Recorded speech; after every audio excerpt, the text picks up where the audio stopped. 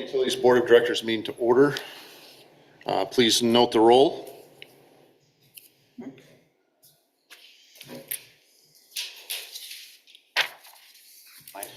Now he's gonna read it. I have to talk about that right there. Do I have to say that part? No. Okay. Go to, yep. Okay, it is that time again where we do the election of the board officers and appoint the secretary for the 2024-2025 timeframe. Is there any motions anyone would like to make? Yes, I'd like to make a motion to re-elect Chris Stevens as president and Scott Ohm as vice president and Nikki Luce as secretary. Second. We've got a motion and we've got a second. Let's do a roll call vote on that, please. Sure. Vice President Ohm. Yes. Member Mackin. Yes. Member Willett. Yes. And Member Smoker. Yes. Motion is passed. Thank you, everybody. Oh, thank you. Is there any public comment? Any emails received prior to 3:30 from anyone? No. Moving on to the consent agenda items. First is going to be the minutes of the regular meeting of the Board of Directors held on June 5th of 2024. Also, the regular meeting of the Michigan South Central Power Agency Board of Commissioners held on May 22nd of 2024. Also, the work session of the Michigan South Central Power Agency Board of Commissioners held on May 22nd of 2024. Included is going to be departmental reports for the Board of Public Utilities, operation reports, and financial statements for May of 2024. The bills and accounts for period ending June 30th of 2024, and also the power supply cost projections. Is there any questions on any of those items? Seeing none, we need a motion. I'll move to accept the consent agenda. Got a motion? Got a motion support? All in favor, say aye. Aye. Any opposed, say nay. Motion is passed. Andrew, you are up with a introduction for a new hire.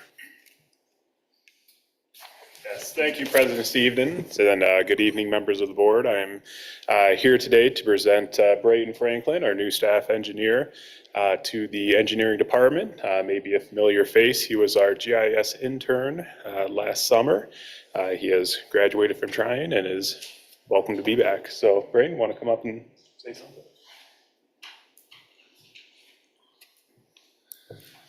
First off, I'd like to say it's nice to be back here again. Just graduated from Tryon with a computer engineering degree, moving into Coldwater at the end of this month. So yeah, looking forward to being back in the town and working for you guys again. So be good. Also, I'd like to say thank you for the computers. It's much faster this time, so really appreciate it. Thank you. Moving on to the regular agenda. First is going to be the electric rate adjustments. I'll turn this over to the director. Thank you, President Stevens, members of the board. Back in April of 2023, we went through and did our full-blown cost of service study and a 5-year projection on rates.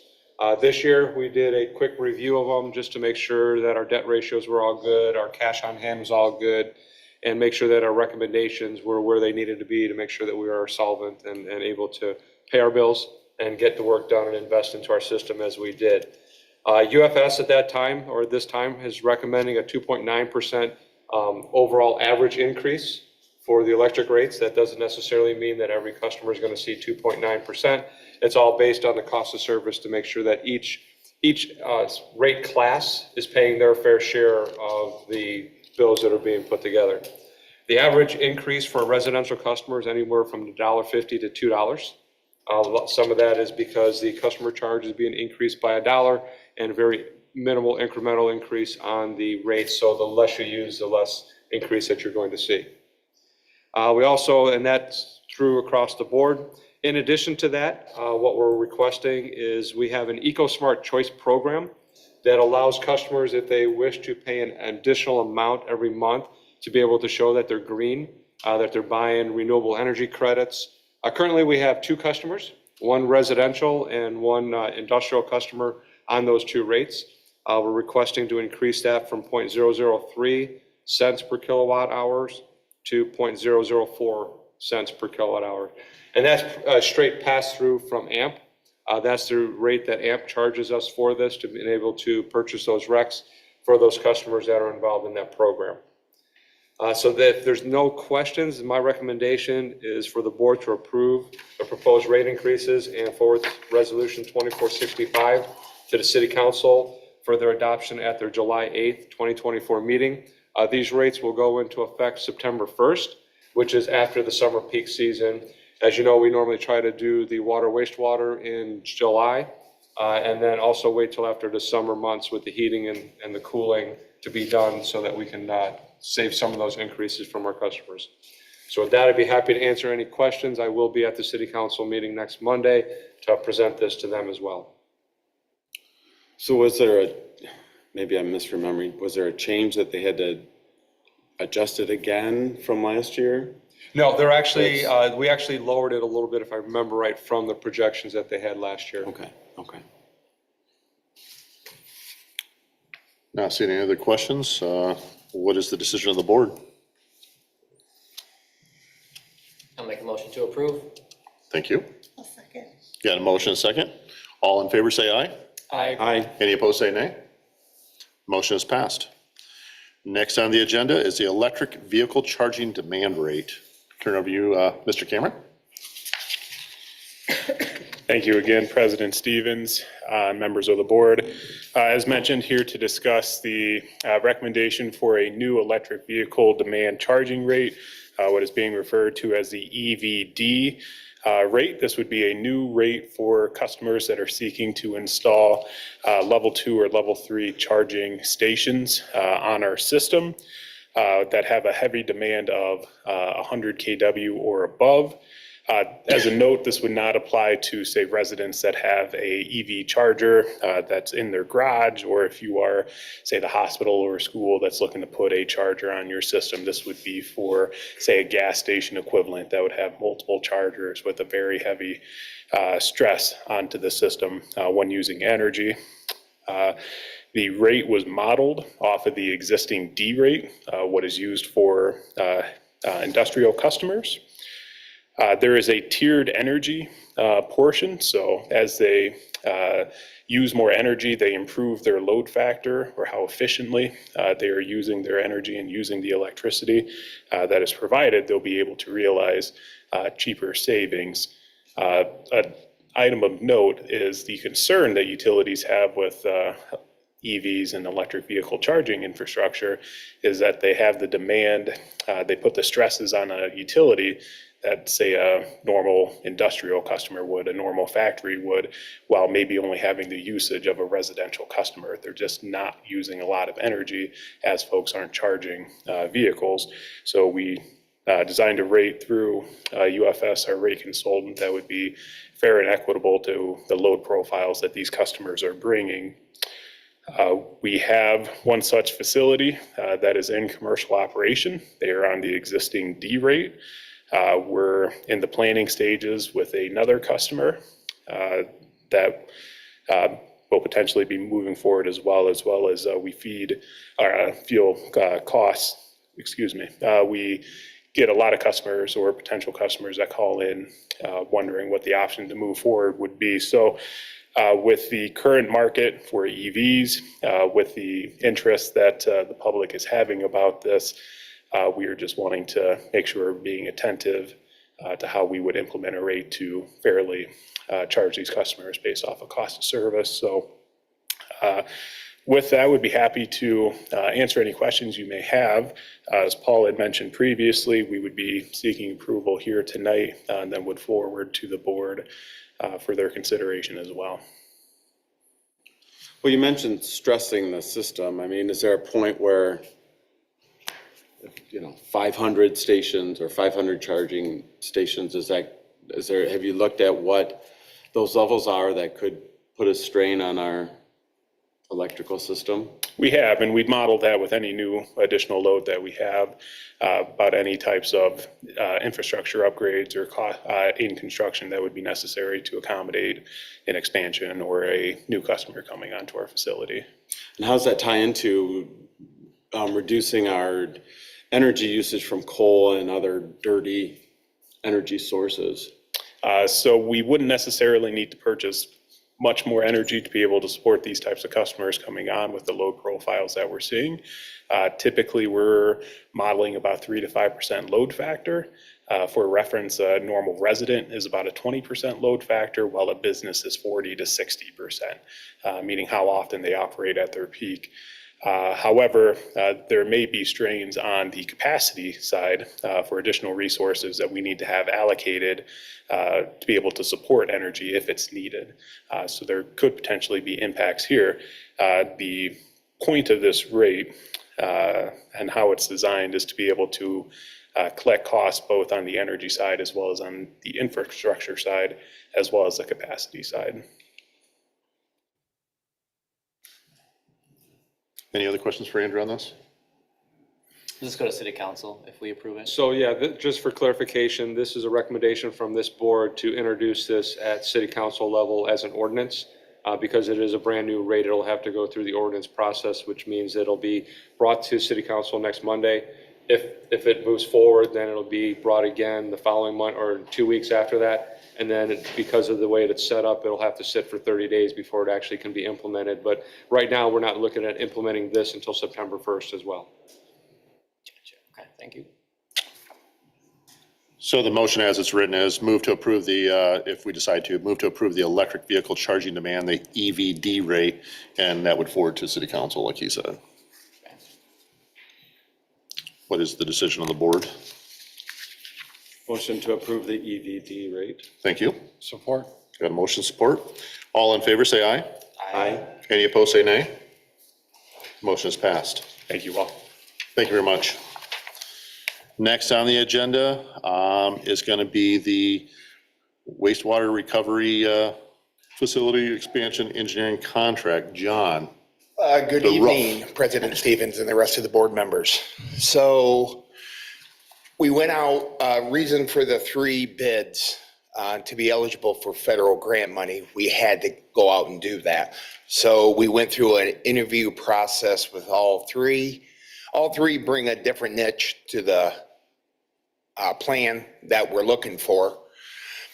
Just go ahead and go through them right down the list. Donahue Associates, that's our current engineer on record at the wastewater plant.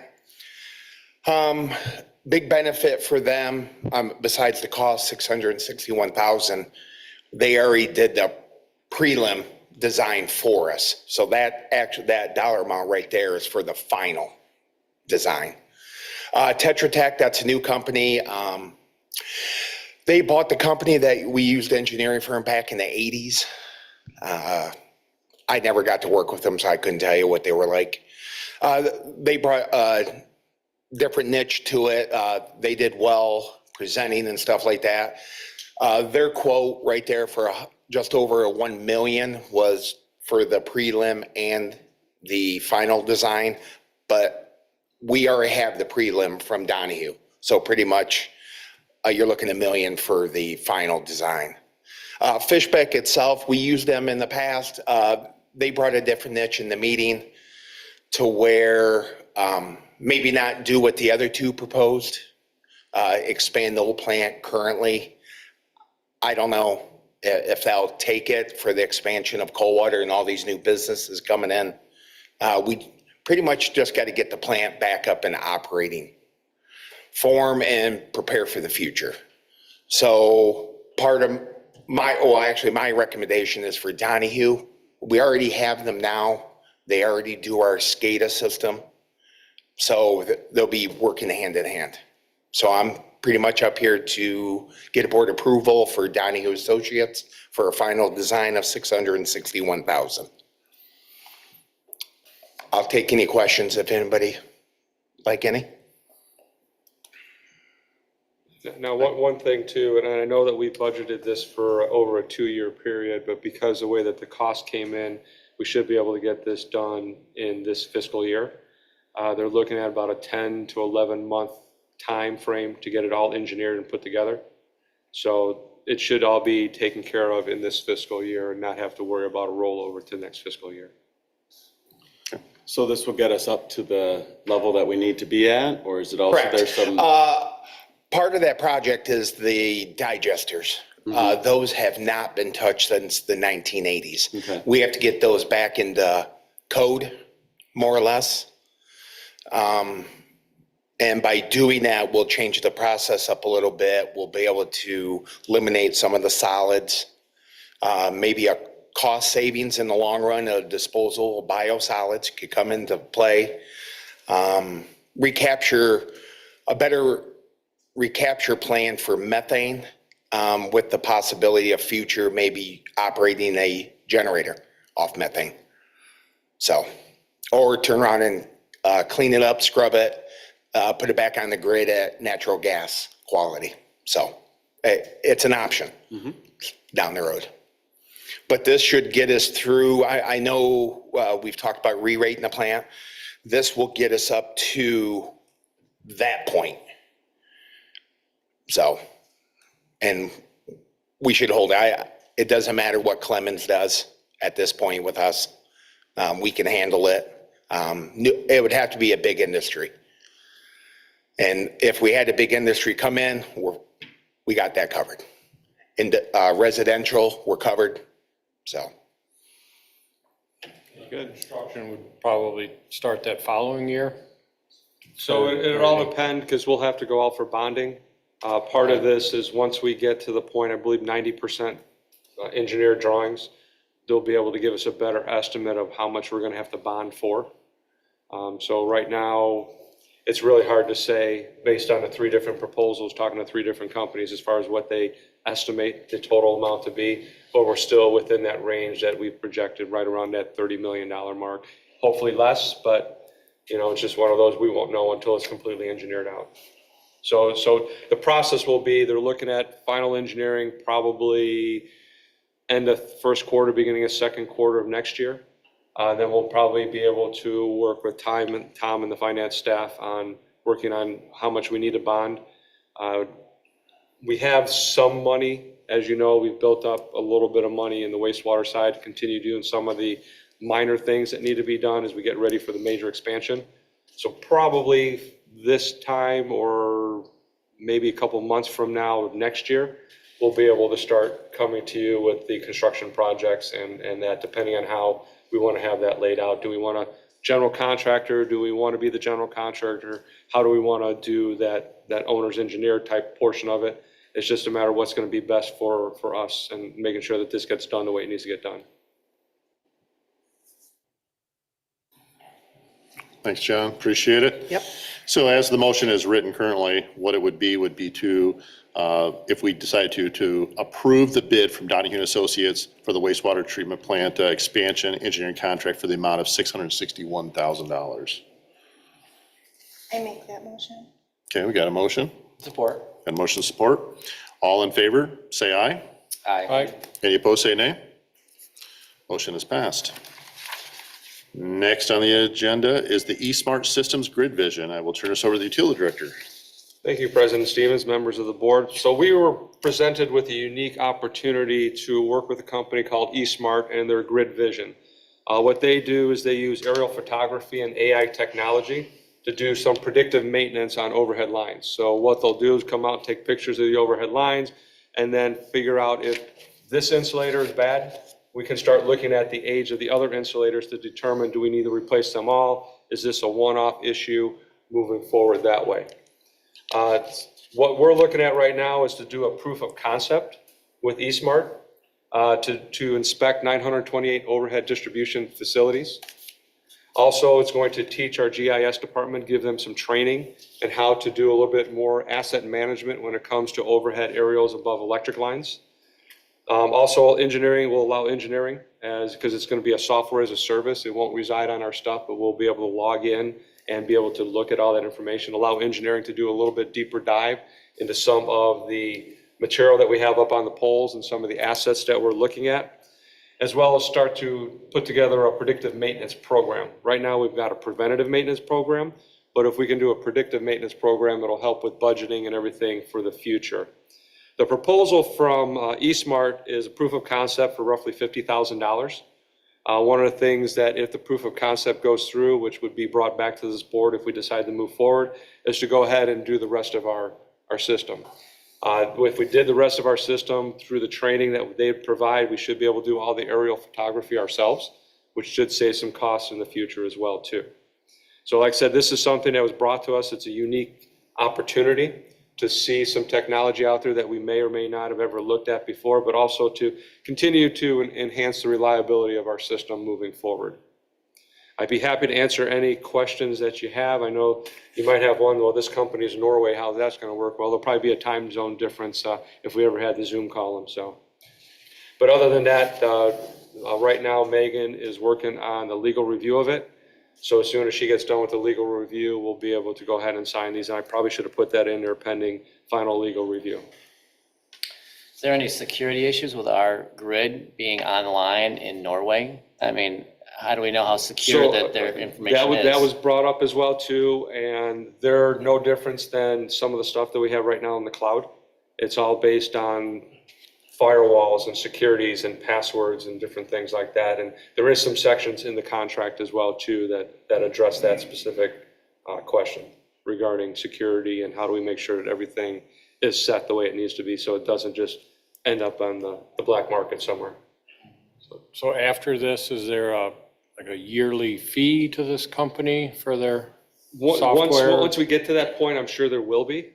This gives us, I believe, 1 full year after we're all completely done to analyze and utilize that data. Have we spoken to other municipalities or anybody who's used this service before? This is the first one that they're looking at inside the states. They're working with some other companies out in California that want to do the same thing, but we would be one of their poster childs or guinea pigs, so to speak. So do we get a discount for that? That's kind of the discount. I know that they're actually working with some investor owns as well too that are larger that have some of the further distance, the transmission companies and stuff like that they can't drive by their facilities all the time, that they just do a complete flyover and take a look to see, and then they continue tracking that and updating it as they go. Would there be a point that we could do this in-house on once we know? Would there then need to be software if we did decide to go in-house with it as opposed to using their service? I am not sure of any software. We can look at that in the future. I know everyone's coming out with everything when it's related to AI. Yeah. So it is a possibility down the road. I know that if we do move forward and we do like this and there is the opportunity that we can apply for grants, I know it's something that APPA may be looking at through their DEED program to be able to offer it to other municipalities. So there's always that possibility that if we don't like what we see, we can always still keep the pictures and everything else and come up with something internally to continue through with that maintenance. And have we looked at any cost savings by trying to be proactive instead of being reactive and things going down? And have we looked at any ways to say, oh, this may be able to save us X dollars because we're able to catch something beforehand? We have not done the cost benefit on it yet, but we can as we move forward, as we start seeing some of these things that are causing us problems in the middle of the night. Any other questions? Seeing none, the motion on the table would be to approve the proposal from eSmart Systems for a total cost of $50,000. Motion to approve. Thank you. Support. Got a motion support? All in favor, say aye. Aye. Any opposed, say nay. Motion is passed.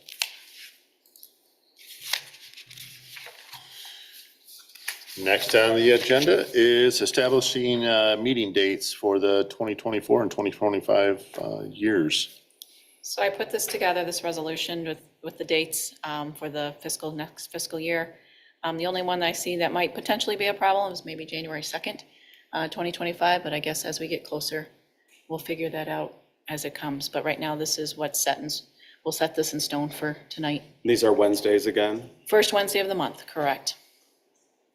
Unless you guys And would like everyone's to change. good with Wednesdays? Yes, I'm just wondering. First Wednesday of the month, good? That's for me. Yeah. I mean, like I said, we do could run into conflict, Christmas and then maybe 4th of July again. But other than that, it is what it is. Spring break maybe too. Okay, we need a motion to approve the dates of the meetings. Motion to approve the meeting dates. Thank you. Second. Got a motion and a second. All in favor, say aye. Aye. Any opposed, say nay. Motion is passed. Next on the agenda is the ITC and METC update. Let's turn it over to the utility director. Thank you, Mr. Chairman, or Mr. President, and members of the board. So if you remember right, we have two outstanding items with ITC or METC, who is our transmission. They own the transmission system in the state, and they're also the ones who provide us the transmission services of the 138,000 volt system. Back in 2016, we signed an agreement with ITC to go ahead and sell our transmission assets because we didn't want to be a transmission company. In that, there were some additional lines that were in there for some radio lines that fed Osama as well as Maroa that were sold to them. In addition to that, there were some asset agreements, which we'll get into. This is the second part of it. So we are at the point that we were just about done with the ITC radio lines. They wanted to sell them back to us because they cannot get a rate of return on them. So they were basically bought an asset that they shouldn't have bought that they can't make any money on. So now they're trying to sell that back to us, and we finally got into the agreements to where we are good with that.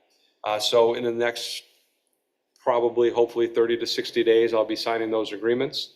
Probably bring this to the board as well too, because one of the things, I know we've got tentative approval to do that, but we're going to be spending about $257,000 to purchase those assets back. We sold them to about 260 some thousand. So because of the way that the depreciation worked, we negotiated that we want to pay whatever the newest depreciation is, not what they paid and couldn't make off of the depreciation on the system. So that's, we're working through that. We're also, one of the other things in this purchase, this repurchase of these lines, is the elimination of a bad switch that is right off of Garfield and Fillmore that had failed. So they're going to remove that at their cost once this transaction goes complete, probably within a year or so based on their scheduling to get all that done. So that's the first part of the radio line purchase agreement. Any questions on that before we move on to the bigger one? So is this like part of the line that goes down, say, Michigan Avenue and? That is going to stay as theirs. As theirs, That was part of the whole process. Yep. So in order for us to get that third transmission line, we had paid for some assets and we sold them all to them because they needed to, because they were able to get the rate of return where we wouldn't be able to. Gotcha. So if you're talking about the wood that's over there, there was an agreement made that the landowner would take care of that once they removed the crops from that field. And we had talked with ITC about that, and ITC was going to remove it, but the landowner said no, that they would take care of it once the crops were removed. So now the crops are removed, so we're hoping that the landowner follows through and eliminates that wood from that ditch line. I knew we were going, so we're good. We're good with that. All right, the second part of it, of the ITC thing, is part of that 2016 agreement was the potential of MSCPA or members to get a 20% ownership share in those recent assets that were purchased. What that basically is a financial transaction. We wouldn't necessarily we'd own a percentage, kind of like buying stock. So we'd buy a stock in that transmission and we get a rate of return on that investment. So none of the other members of MSCPA wanted to do this. So Coldwater looked at it, hey, purely from a financial perspective, is this a good thing? We said yes. If you look at the My Class, which is where the rate stabilization fund is set up for MSCPA, we're getting 4 or 5% return. And this is now this year because it's better. And the past year is 2-3%. In the asset purchase with this transmission system, it's a guaranteed rate of return. Their guaranteed rate of return is roughly 10%. So if you look at the 10% compared to anywhere from 2 to 6%, it kind of makes sense to go ahead and do this. The total purchase price is about $3.3 million. Currently in our rate stabilization fund with MSCPA, we've got about 4.6 million. So we're still leaving a good share in there in case we run into issues like we have in the past where gas prices skyrocketed and we need to pull some of that to offset some of the PCA costs that way. So some of the things that we're working on right now, all the documents have been reviewed in order to be able to sign these and move forward from an MSCPA and a Coldwater perspective. All those are done. Now we're working with FERC, the Federal Energy Regulatory Commission, to finalize some of the documents that they're requiring. One is a joint zone agreement, and this is for anyone that has any ownership shares in those transmission assets to make sure that they're not losing out on any money or that they're not being cost any more money by us moving forward with this. So far, we've got ITC, MPPA, Wolverine, and MISO are all part of that agreement. They're looking at them. They all have to have them done, reviewed, any comments back to our FERC attorney by July 15th. Right now, a couple emails we've gotten back and forth, they don't see that there's going to be any problem with that. So right now, we're not seeing any issues with that. We also have to put together a Form O document, which is more or less just an asset agreement and says this is what our cost is, this is what we're expecting coming back forward that way. Once that's all said and done, once those agreements are done, it goes to FERC.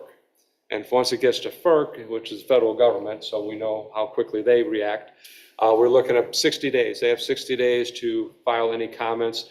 If after that 60 days there's nothing being filed, it's one of those that it's pretty much approved. It's done, moving forward. So probably, hopefully, end of third quarter, beginning of fourth quarter, that transaction will be done as well too. I just want to make sure I brought everyone up to speed because it has been one of these lingering things that have been gone over and over and over a while. So if there's any questions on either one of these, I'd be more than happy to answer them or see if I can find the information for you.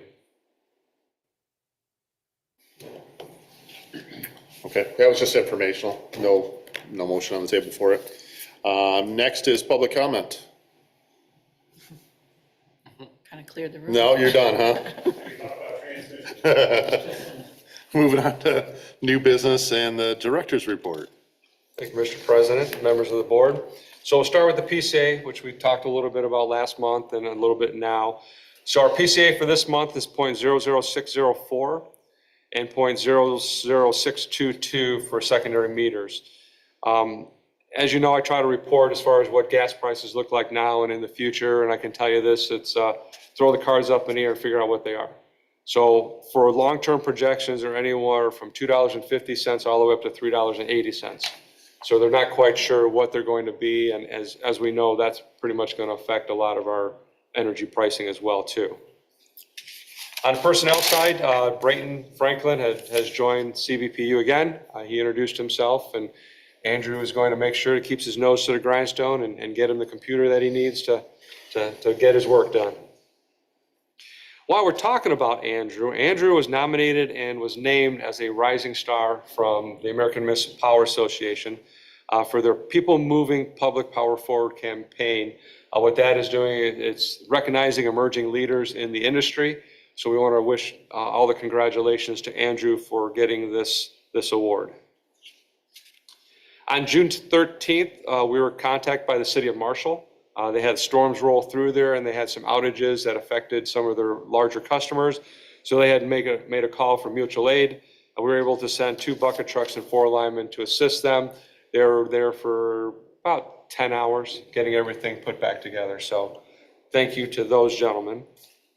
MMEA Fall Conference is October 1st through the 3rd in Port Huron. So if any board member wishes to attend, please get with Nikki and we can get you what the preliminary agenda is set up and also get you registered for that event. Just a reminder that our offices will be closed tomorrow, July 4th, and fireworks will be held at Heritage Park at dusk. And we are a proud sponsor of the fireworks show itself. And then you also have a few thank yous. One is from the ABC Challenge for our sponsorship, but also for our employees and their families that ran in the event as well. We got a letter from Beginning Care for Life for the beach basket donation that we did for their event. And also a thank you for the Coldwater High School class of 2025 for the donations to make the Afterglow a success after prom. And that is my report for this month.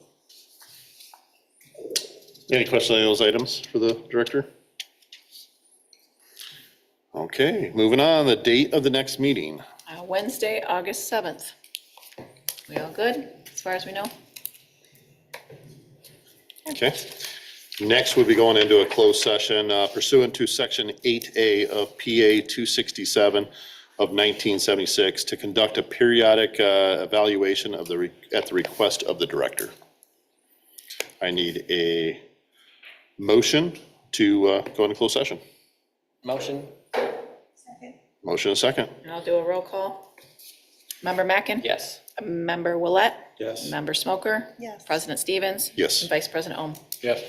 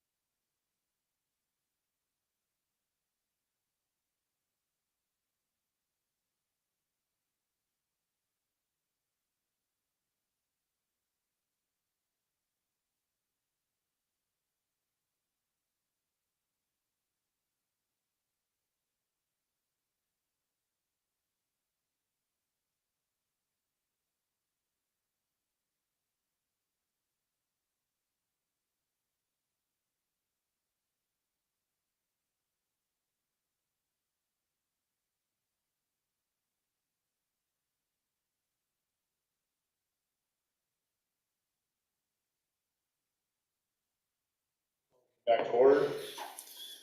All right. I'd Do we have like a to- motion? Yep, I'd like to make a motion to increase the director's annual compensation by 2% over the previous year's level, but also increase 2% additional into his 457 plan.